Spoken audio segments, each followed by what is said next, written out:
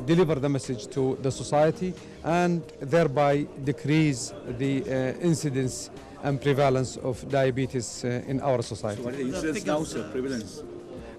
Our prevalence is that across all age groups it's 14.1 and above the age of 30 it's 28%. Do you think with this a huge number of diabetic people, we need to build new diabetic centers? I think we have studied our diabetic centers very carefully. We have 20. If we need, we will increase. But the most important is that we will make our primary healthcare centers our centers for treatment, inshallah.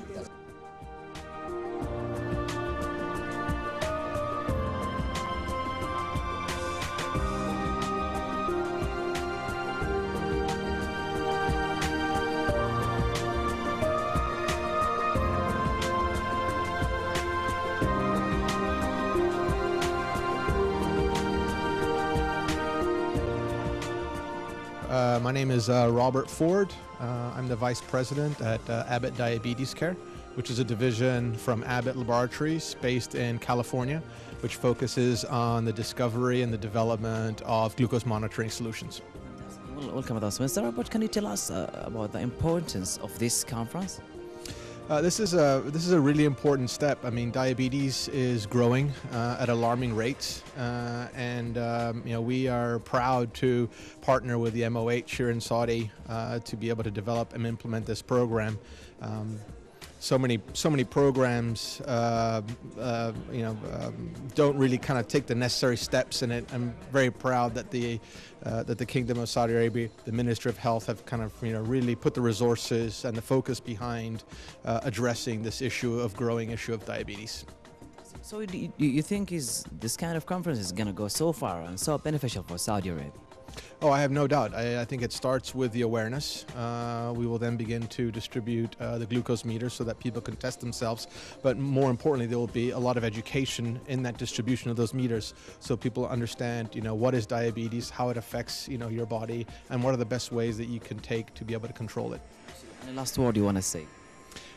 Just that we're very proud to be part of this initiative. There are very few governments that have taken this kind of proactive step to, again, put the resources, put the focus into something that, is going to have, if unchecked, will have big problems and burdens to society.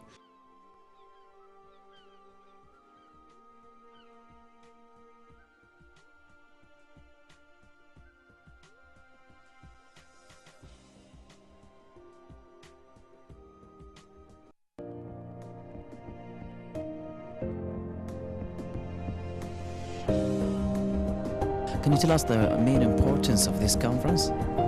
First of all, thank you very much for your comment. This is, first of all, it's a kind of education for all the patients who is registered in Ministry of Health, in polyclinic, and hospital.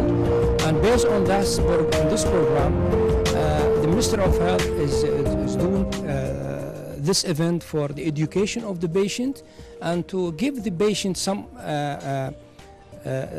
education for the diabetic, if he's the diabetic, and how he can control his diabetic and what is the side effect which is responsible for this disease.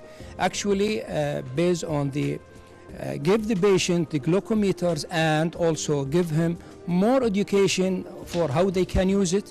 I think this is the goal and this is the objective of this event.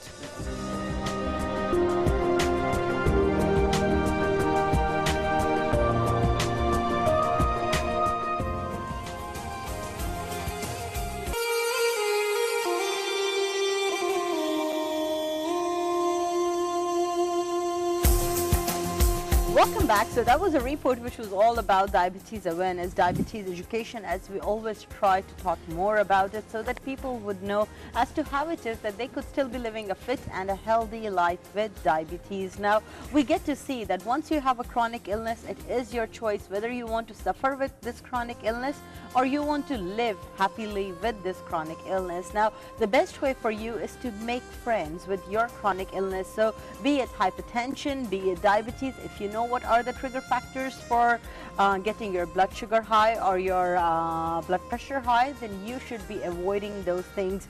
We know that physical fitness and even something as short as a 20 to 25 minute of brisk walk could actually help you to have regulated blood sugar levels, and you should be going ahead with that. And of course, it is your choice. If you have a commitment to yourself and if you have a commitment to your family in order to live a good life while having still your chronic illness, by constantly monitoring your blood sugar levels and taking good care of your diet, and of course exercise at the end as well. And the problem actually usually is that when you get diabetes, you would not have a cure. Actually, it would be with you for the rest of your life. And as we see, there was a national program awareness actually that was held. And yesterday there was a national program awareness for breast cancer. And we see how we move in action in order to aware people of this disease. Because once you get such a disease like diabetes or even the breast cancer or any other type of cancer, you wouldn't cure it actually. It would stay with you the whole life. And this is why we should sometimes change our actually eating habits, our food habits, where we eat many sugars, different times, no schedules, actually no workout at all, no drinking water as we mentioned, because water is always healthy. And this is what making the problems here, and even the high blood pressure where with much of the salt actually we're eating as we're having lunch, almost the same lunch every day for most of the Saudis, where they eat very fat food and with high salty as well. And this is what makes high blood pressure. And after that, maybe some sweets and sugars in the afternoon. And this is would be making diabetes. Some of them, maybe the breast cancer and the other cancers, where you're not working out, you're not drinking water. And this is why the awareness programs are held for this purpose actually, in order to aware people of this. And actually the first stage to aware people should be through schools actually. Absolutely, Ghazi. And at the same time, for people of all different ages as well. So it's not necessary that everybody would be, God forbid, and may Allah protect everybody from developing diabetes at an early age especially. But for lots of the people who develop it at older ages as well, so that means that after the age of 40, now there are very, very simple ways through which you can understand more about your chronic illness, which is diabetes, let's say. And you could know as to what are the ways through which you could be having an effective and efficient reading on your blood sugar test. So for instance, there are many of the different diets, like of late, one of the diets which has been really making the news is the sugar blockers diet. And it gives you details about what are the foods which are good for you as a diabetic person, what are the foods that you should avoid, what are the foods that could really get your blood sugar level high very, very fast. So sugar blockers diet is really a great way for you to live by if you have diabetes, especially type 2 diabetes, which is non-insulin dependent diabetes. In the old times, this is what they used to call it, 1 and 2. But nowadays, I mean, it was more like, it was like the insulin dependent diabetes and the non-insulin dependent diabetes, but now they say diabetes 1 or 2. So well, I mean, be it any kind of diabetes, you could have very efficient control of it, because lots of the times, Ghazi, people even get scared because they think that if they have diabetes, that means that they would have kidney problems and many of the other complications. But if you have controlled diabetes, it would not happen ever. That's so true, but as you mentioned, the control is the most important thing. After having diabetes, you still need to care more actually than before, to control not to have kidney problems actually, or heart problems, or any other problems. But for diabetes, as we mentioned, we talked about nutrition facts, as many people just buy things without even looking at it, or when they look at it, some people still they don't understand what's written on it. And this is why we should actually make awareness program for this thing. How to be aware, how to read what is the content actually of the foods we're buying, even the soda we're drinking. And as you mentioned before, the fresh juice is maybe one of the high sugar, but many people still they don't know. They say I will drink fresh juice and it's a huge amount, and still, you know, it's got a lot of sugar, as well as the soda and the other drinks. Absolutely, but even fresh juices, Ghazi, this is something that I talk about a lot on the program as well, and many times, and I always emphasize upon the fact that it is good for us to be eating fruits. But nowhere, I mean, usually they say an apple a day keeps the doctor away. So what happens if you drink like, you know, the juice which is made out of 6 apples, let's say. I mean, because usually when you stop at a fruit juice shop or even when you make the apple juice yourself at home, usually people are drinking in glasses which are not meant for juices, which are tumblers. And we know in some parts of the world what those tumblers are actually Some used are for. mixed with sugar and water as well.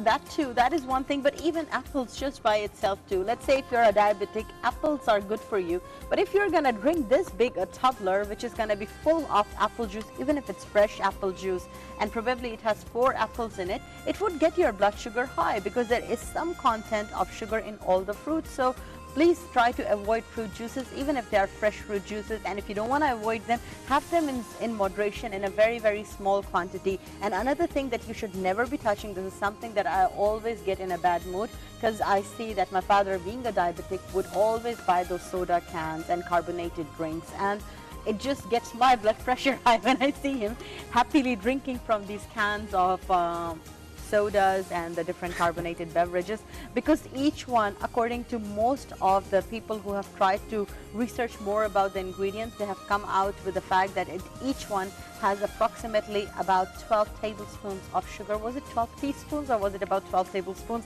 One of the two, but even 12 teaspoons of sugar is very bad for you as it is. Even 2 spoons actually.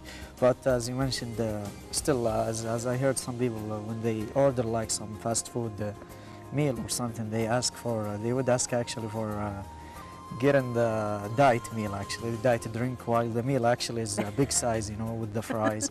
And even the bread itself, it has plenty of sugar. As most people, they might not know about this, but the bread itself is having this much amount of sugar. But they still keep asking for diet sugar in order to, actually maybe it's psychological thing.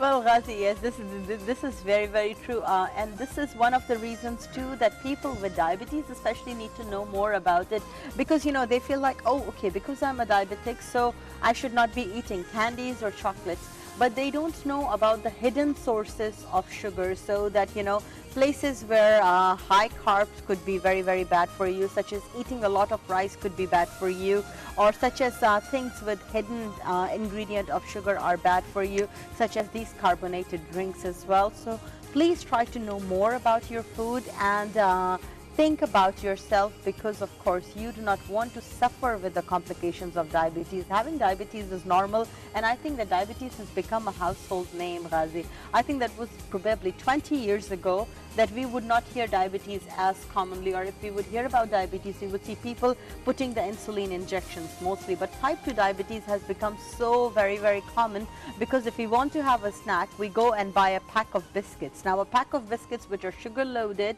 and perhaps having some kind of different fruity or chocolate creams in the middle as well.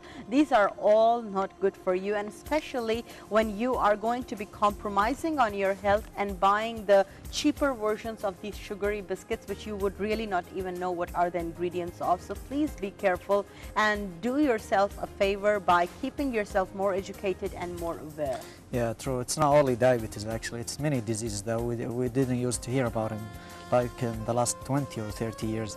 Like the high blood pressure and most of the cancers that are going nowadays, as well as actually the dinner is one of the most important things in order to avoid most of the diseases. Where people eat heavy dinner, it's always bad for your health. As the doctors always say, you got to eat a heavy breakfast. Actually, they said eat like have a king breakfast, you know, with variety of foods, and have like a prince for the lunch. And eat poor, you know, like a poor man for the dinner, in order to sleep in a light way and to avoid most of the disease, because while you're sleeping, your body is suffering actually with the plenty of food that you have already taken. This is really true, and you would not be able to have restful sleep because your intestines are constantly getting a workout session and your stomach is constantly trying to digest the food. Sometimes. You have bad dreams, but at the same time you don't have restful sleep, so that means that your body organs would not be able to have proper rest. So when you wake up, you're going to be fatigued and tired.